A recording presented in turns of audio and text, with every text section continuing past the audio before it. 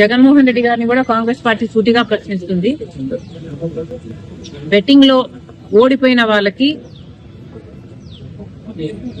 విగ్రహాలు కట్టడం ఏమిటి, వాటికి ఒక పార్టీ అధినేతగా జగన్మోహన్ రెడ్డి గారు వెళ్ళటం ఏమిటి, సమాజం ఎటుపోతుంది? అది పరిస్థితి.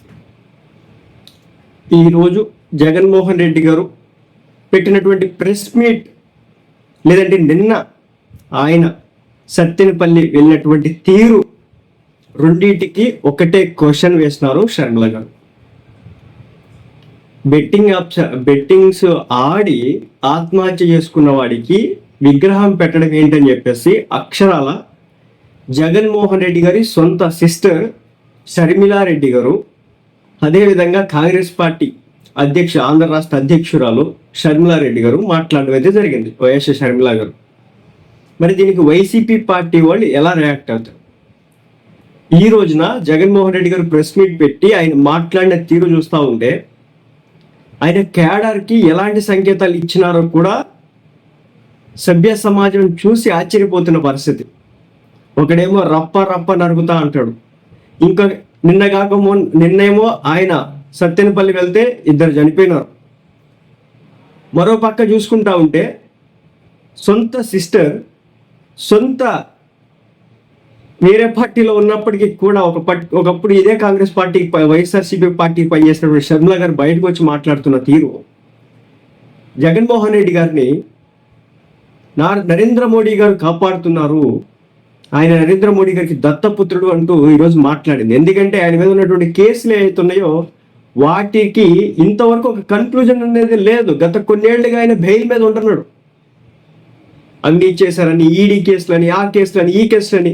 చంద్రబాబు నాయుడు గారు మీరు ఇప్పటికైనా చర్యలు తీసుకోండి అనేది అడిగేటటువంటి ప్రశ్న, అడిగేటటువంటి మాట. ప్రస్తుతం సమాజంలో జరుగుతున్నటువంటి తంతు చూస్తూ ఉంటే, జగన్మోహన్ రెడ్డి గారి స్పీచ్ ఈరోజు వింటూ ఉంటే నిజంగా రాజకీయాలు ఎటుపోతున్నాయో అర్థం కావట్లేదు అనేది షర్మిల గారు మాట్లాడుతున్న మాట. రాష్ట్ర రాజకీయాల్లో గత 5 సంవత్సరాలు ముఖ్యమంత్రిగా ఉన్నటువంటి ఒక వ్యక్తి ఈ రాష్ట్రానికి ఎలాంటి సందేశం ఇస్తున్నాడు అనేది షర్మిల గారు అడుగుతున్నటువంటి ప్రశ్న. మరి దీనికి వైసీపీ పార్టీ వాళ్ళు రెస్పాండ్ అవుతారా లేదా, కార్యకర్త ఏదైనా మాట్లాడతారా లేదా, లేదంటే నాయకులు ఇప్పుడు పొలవమని వచ్చేస్తున్నారు కదా, రవితేజ టీడీపీ వాడు అని. సరే, టీడీపీ వాడో వైసీపీ వాడో కొంచెం పక్కన పెడదాం. అతను మాట్లాడినటువంటి విధానంపై, అతను పెట్టినటువంటి బ్యానర్కి సంబంధించి ఏకంగా ఇప్పుడు ఉన్నటువంటి టీడీపీ ప్రభుత్వం, ఎన్డీఏ కూటమి ప్రభుత్వం అరెస్ట్ చేసి పక్కన వేసేసింది.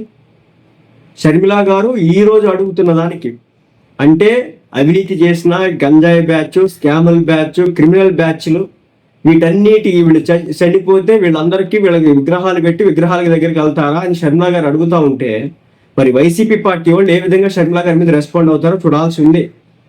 ఎందుకంటే జగన్మోహన్ రెడ్డి గారు మరోసారి బ్లండర్ మిస్టేక్లు చేసుకుంటూ పోతున్నాడు. ఈ రోజు పుష్ప సినిమాలో డైలాగ్ గురించి మాట్లాడుతా, దాని గురించి పదే చెబుతా, ఎదుటి వ్యక్తిని చెప్పమంట ప్రెస్ మీట్లో ఆయన మాట్లాడిన మాట చూసిన తర్వాత అర్థమైన విషయం ఏంటంటే, జగన్మోహన్ రెడ్డి గారు బేసిక్ ఎలాంటి రాజకీయాలు చేస్తారు, కానీ గత 5 సంవత్సరాల పాటు ప్రెస్ మీట్ పెట్టలేదు కాబట్టి తెలియలేదు, మనందరికీ కూడా అర్థం కాలేదు. ఆయన ప్రెస్ మీట్ పెడుతుంటే అసలు నిజాలు బయటకు వస్తున్నాయి.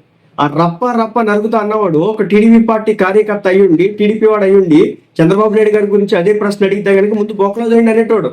లేదంటే జనసేన పార్టీ అయి ఉంటే కనుక పవన్ కళ్యాణ్ గారు బొక్కలో తోయండి అనేవాడు. కానీ జగన్మోహన్ రెడ్డి గారు ఎలా మాట్లాడినారు ఒకంత చాలా ఆశ్చర్యం వేస్తుంది నాకు. రాజకీయాలు చాలా దుర్మార్గంగా మారుతాయి. షర్మిల గారు ఈ రోజు మాట్లాడిన దానికి మరి వైసీపీ దగ్గర నుంచి ఎలాంటి కౌంటర్స్ వస్తాయో చూడాలా. ఎందుకంటే ఆమె నా చిన్న ఎలిగేషన్ వేయలేదు. ఒకడు బెట్టింగ్ లేసి చచ్చిపోతే వాడికి కూడా మీరు వెళ్ళి ఇలా చేస్తారా అనేది షర్మిల గారు అడిగినటువంటి ప్రశ్న. దీనికి గనక వాళ్ళు సరైన సమాధానం ఇవ్వకపోతే ప్రజల్లో పూర్తి స్థాయిలో పాల్చన పడిపోవడానికి అవకాశాలు అయితే ఉంటాయి.